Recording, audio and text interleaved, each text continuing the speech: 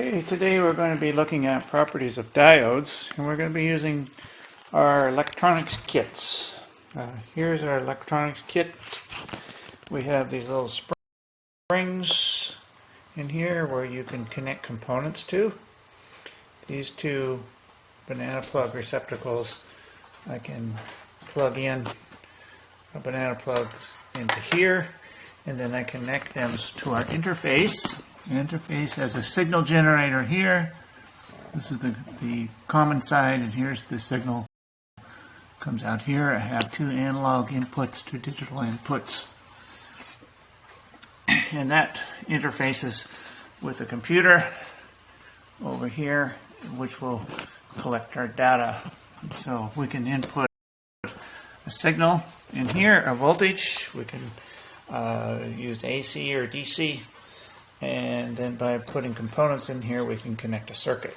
So we're going to be looking at properties of diodes today. So this is the document we're using. Let me see if I can focus that a little better. This activity, Diode Lab 1. Okay. And later on, we'll be doing a more extensive look at diodes. But today, this lab is just to look at some properties of a common diode. Okay.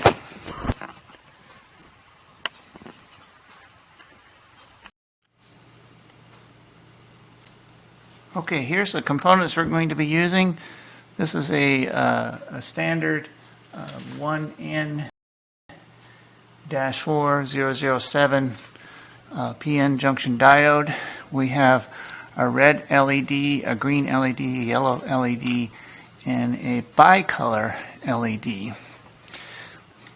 We're going to look at those. We also have a 1000 ohm resistor, so 1 K ohm, brown, black, red. Brown is 1, black is 0, and then red is 2, so it's a 10 times 10 to the second power, so 10 times 100 gives me 1000, and then I just have a connecting wire. Okay. So a diode uses what's called a PN junction, P-type semiconductor. Means that the charge carriers are positive, and then we have N-type semiconductor. N-type means that the charge carriers are negative. And so if I make a junction of a P-type and an N-type, here's an N-type on this side and a P-type on this side, it creates a natural barrier that allows positive charge to flow in that direction from P to N. Okay, so the circuit symbol for the PN junction diode looks kind of like an arrow, and then we have a line on this end. You can think of that as a negative symbol, and so the current will flow in this direction only, right, and not in the opposite direction. So if I put a voltage with this end positive, this being negative, then I'll get a current that flows to the left. If I make the left side positive and the right side negative, that's called a reverse bias. In a reverse bias, then I will not get any current to flow from left to right. So the current will go in the direction of the arrow. So when I have positive voltage on the right side and negative on the left side, that's called a forward bias. And I'll get current going in this direction from right to the left, in the direction of the arrow.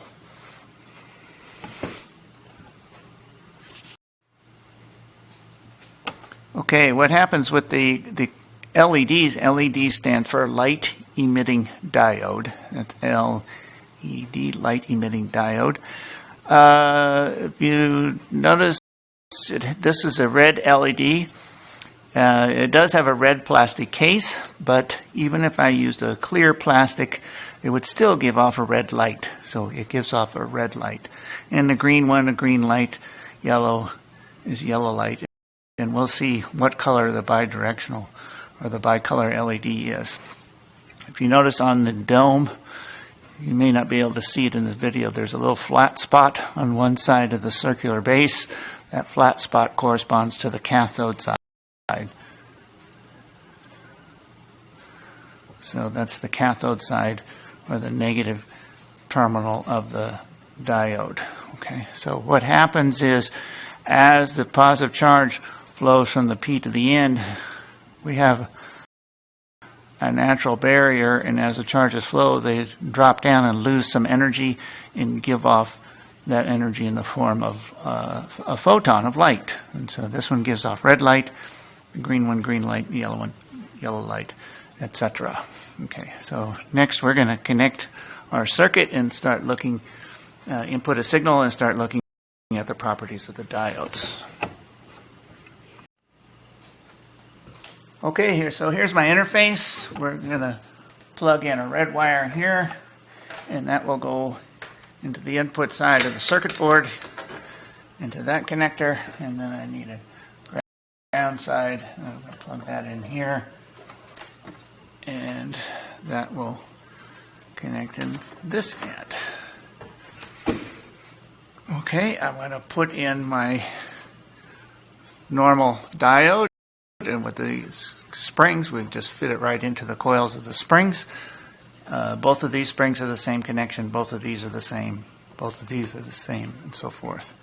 Then we're going to have a load on here, so I'm going to put a resistor down at this end. So I'll put my resistor there. Now I need a connection here to make a complete circuit. So to connect that, I just put a wire in this coil spring and that one. So now we have a complete circuit. Here's the input, the positive side, through the diode, through the wire, through the resistor, and then back out through my power supply. The stripe end of this diode on the case here represents the cathode of that diode. So now I have everything connected as far as the circuit. Now to measure the voltages across each one, I have a voltage sensor. I plug one into channel A, and then I have another one plug into channel B. Okay.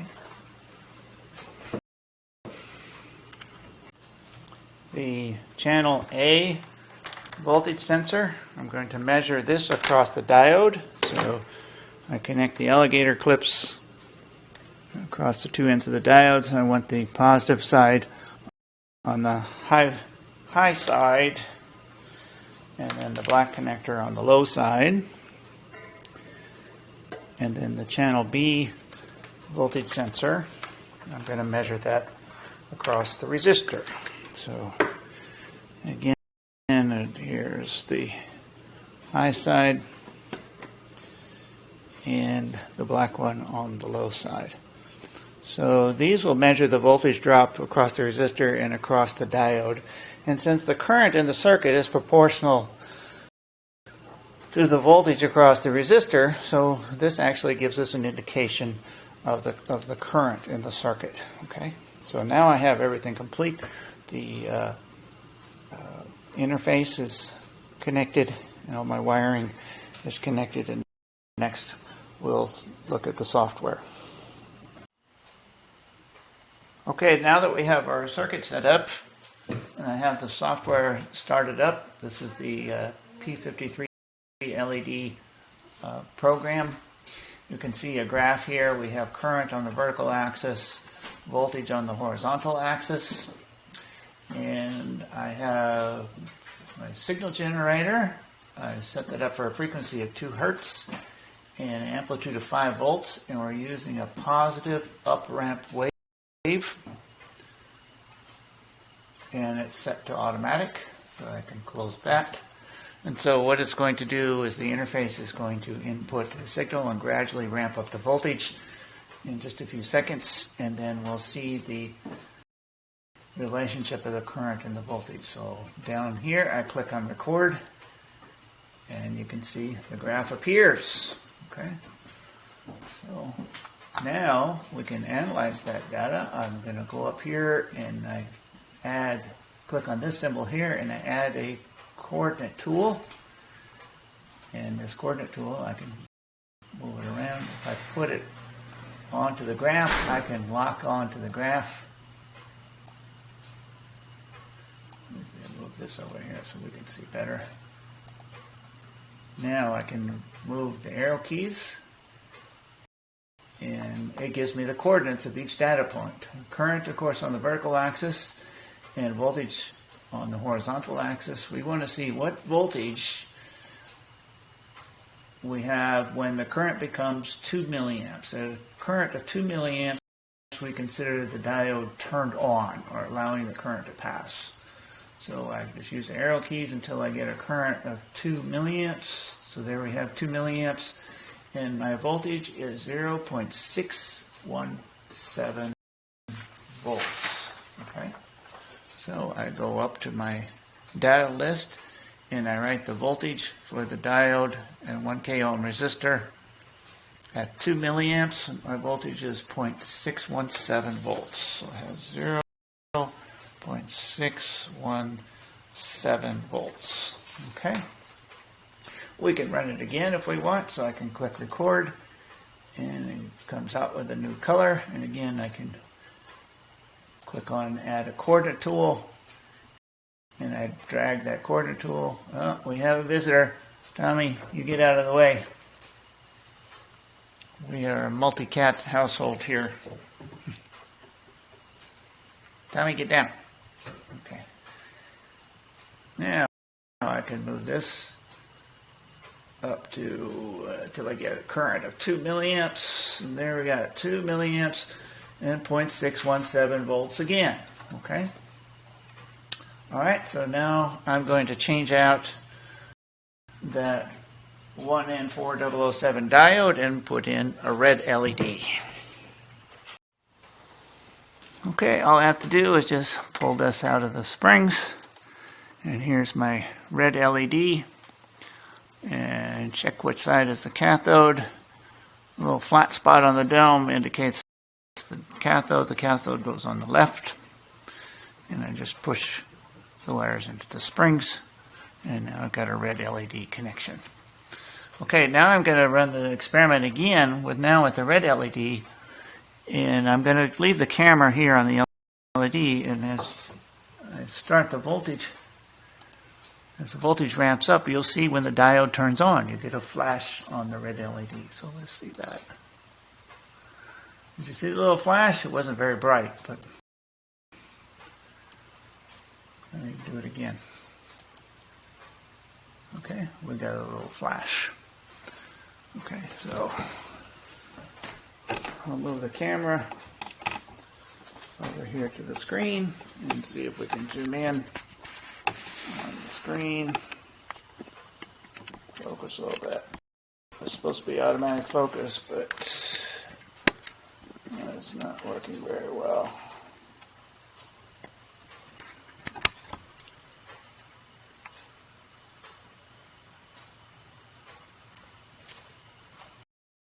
Tommy, you're getting in the way.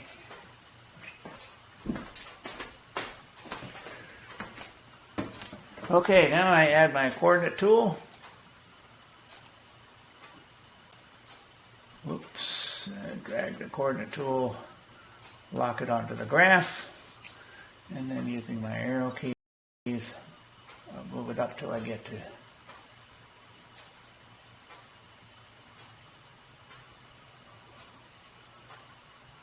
Alright, there's 2.1 milliamps and 1.99 milliamps, and I get 1.867 and 1.868. So I'm going to write down 1.867 for the red LED, and that is the turn-on voltage for the red LED, 1.867. Okay, up here in this tool, if I click this, I'll select run number 1. Here's my run number 1, and now I add a coordinate tool there.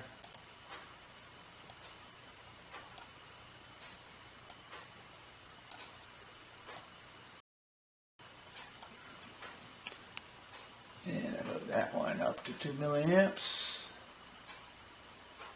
And here I get 1.867 volts again for the turn-on voltage for the red LED.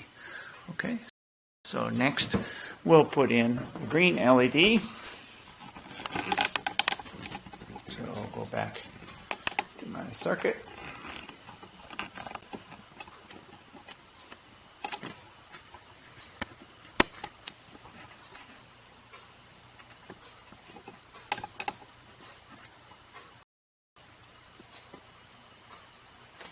And I replace the red LED with the green LED. Again, okay, my flat spot is on the left. That indicates the cathode. And then I just push the wires into the springs to make the connection. And I'll start the data run and see if you can see this one. Okay, so first of all, let's go to the data summary and delete these runs so they don't get too crowded over here.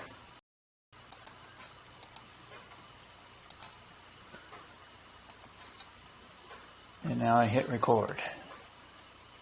There, did you see that one flash? Let me do it once more.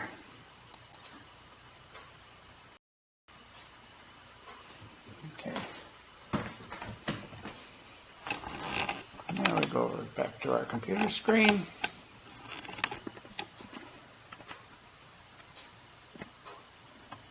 And you can see the graph.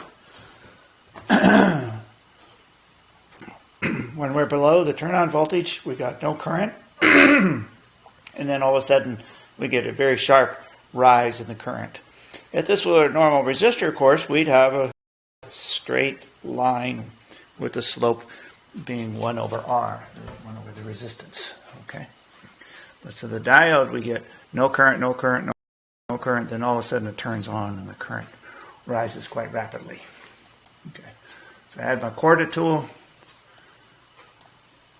drag it over to the graph. When it locks onto the graph, now I can toggle up to 2 milliamps.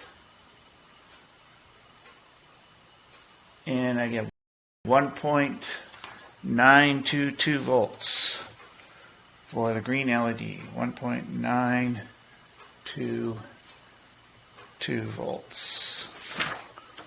1.922 volts for the green LED. Okay. And I'll choose the first run and just to check.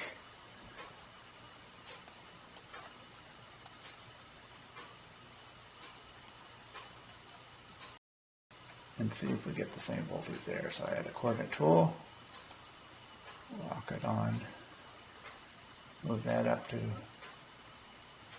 2 milliamps. 1.920, so 1.9. So we'll call this 1.921 volts. So 1.921 volts, 1.921 volts for the green LED.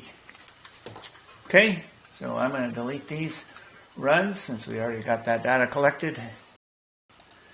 X that one out, yes, I'm sure. X one out, yes, I'm sure. And now we're going to exchange the green one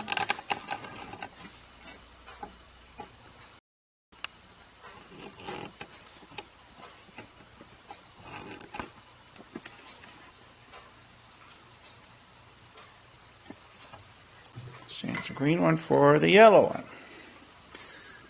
Again, check flat spot is a cathode, so plug the wire in there and the wire that spring. So now we're connected. And then we'll start this. I'm going to turn the light down here, maybe a little dimmer, so you can see this one flash. I'm going to start the ramp up. There, you see it turn on? Do it once more. There. Okay. Now we'll go back over to the computer screen. Focus the best I can. I'll click on the coordinate tool.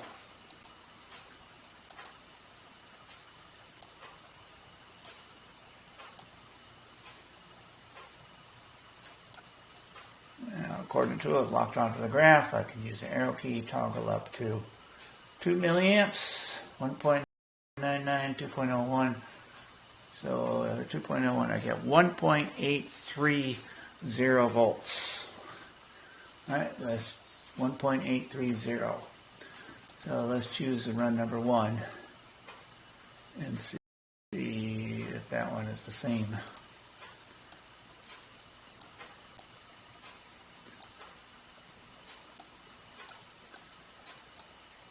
There's my coordinate tool. Drag it onto the graph. Arrow key to 2 milliamps. 1.828. The other one we had, run number 2, we had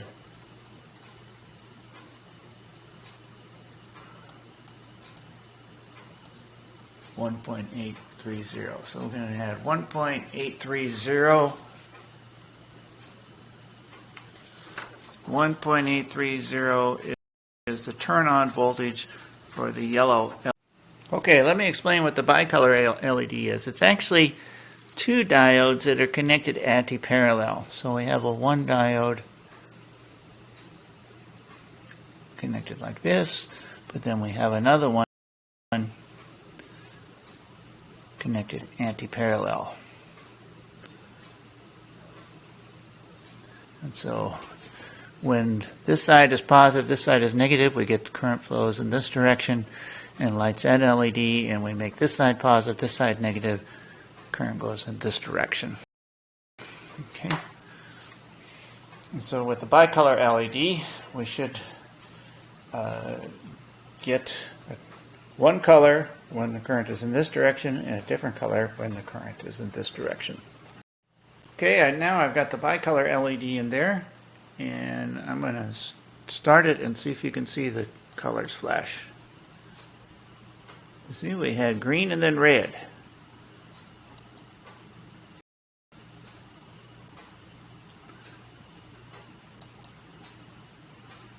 So we get a green and red for their flash for our colors. Okay, so now, okay, here is our data for the bicolor LED, and you can see we have a peak that goes negative here on the left side and a peak that goes positive on the right side. So we're on the negative peak down here, we're in the reverse bias direction. So that's when we get one direction turns on, and then the flat spot in here is where the diode is off, and then the voltage gets high enough in the forward direction to turn on the other diode in the forward direction. Okay, so now we want to collect those data points. So I have my coordinate tool locked onto the graph, so I can move that with the arrow keys on my computer, get up to the turn-on current of 2 milliamps, and I get a turn-on voltage of 1.883 volts. So 1.883 volts for the turn-on voltage for that one. Now let's check here the second run and see what that one gives me.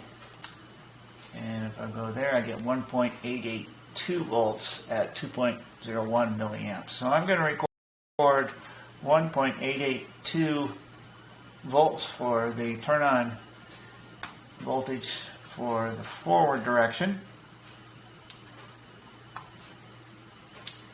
And then I'll drag my coordinate tool over to the negative direction and go down to negative 2 milliamps. So here's negative 2 milliamps, and I have 1.924 volts. So 1.924 volts in the negative direction. Okay, so I'll record those numbers. So the negative direction, I have 1.924. And for the positive, I had 1.882 volts. Those are At plus 2 milliamps is 1.882 volts, and at minus 2 milliamps I had a negative 1.924 volts. So that was in the reverse bias direction. And if I look at my other set of data and look at the turn-on voltages for the other colors, I see the red turns on at about 1.87 volts, and we had a turn on at 1.88. So we can see that in the forward direction it was red, and then our green LED turn-on voltage was 1.92, and here in the bicolor, in the negative bias, I had 1.92 volts as well. So that meant my bicolor was red and green, was what we saw the flashing. All right, so the green one was in the negative direction, and the red one was in the forward direction. Okay. Also, you should notice that comparing the normal diode to the colored diodes, the LEDs all had much higher turn-on voltage. The turn-on voltage for our normal diode was only 0.617 volts, where the reds ranged around 1.9 volts for the turn-on voltage for the LEDs. The red was 1.867, the yellow 1.83, and the green 1.92. So those all had much higher turn-on voltages. Okay, here is the lab report document. So I'm going to fill in the data that we collected. So for the diode and the 1K ohm resistor, we had a turn-on voltage at 2 milliamps of current, 0.617 volts. For the red LED, we had 1.867 volts. The yellow LED, we had 1.830 volts. The green LED, we had 1.921 volts. The bicolor LED in the forward direction at 2 milliamps, we had 1.882 volts. And in the negative direction at minus 2 milliamps, we had a negative 1.924 volts. Okay, so there's your data. When you answer the questions, don't forget to answer the what do you think question at the top. What are the properties of the various types of diodes? And then there are 4 other questions here at the bottom, so make sure you answer those. So this is actually a very short report. So using the data collected today, go ahead and answer these questions the best that you can, and then submit that for your lab report. The next lab we're doing, we'll do the diodes lab 2, and that one's much more extensive than this one, and that will be the next lab.